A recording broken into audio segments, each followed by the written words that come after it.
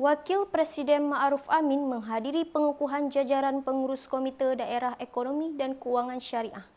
Ma'ruf Amin menekankan pentingnya ekonomi dan keuangan syariah sebagai kunci dalam menghadapi tantangan pembangunan nasional.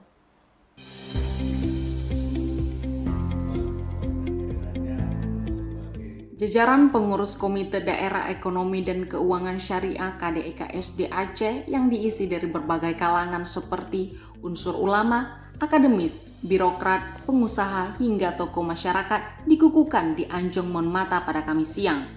Prosesi pengukuhan turut disaksikan oleh Wakil Presiden Indonesia Ma'ruf Amin.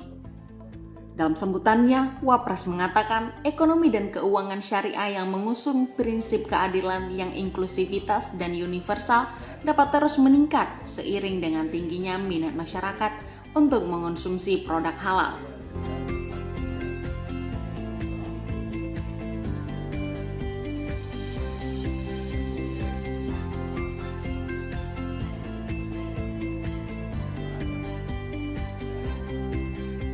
Dengan dikukuhkannya pengurus KDEKSD Aceh, diharapkan Aceh mampu memperkuat industri produk halal serta literasi dan ekonomi syariah yang inklusif.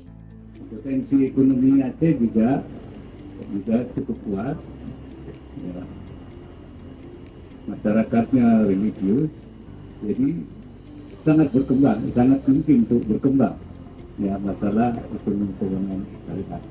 Jadi karena itu, melalui KDEKS ini kita berharap akan ada semacam stimulan untuk mendorong yang baik dalam mengembangkan ekonomi keuangan syariah baik di sektor industri halal maupun juga di sektor keuangan. Dan yang terakhir yang saya sering dorong membangun pengusahanya, ya, bisnismennya yang betul-betul syariah, baik dalam rangka menginkubasi, menumbuhkan, menguatkan apa yang ada, atau menghijrahkan yang masih konvensional ke syariah, sehingga itu menjadi bagian yang menentukan perkembangan masyarakat. Wapres juga meminta agar pengurus KDEKSD Aceh untuk dapat segera menyusun program pengembangan ekonomi dan keuangan syariah usai pelantikan.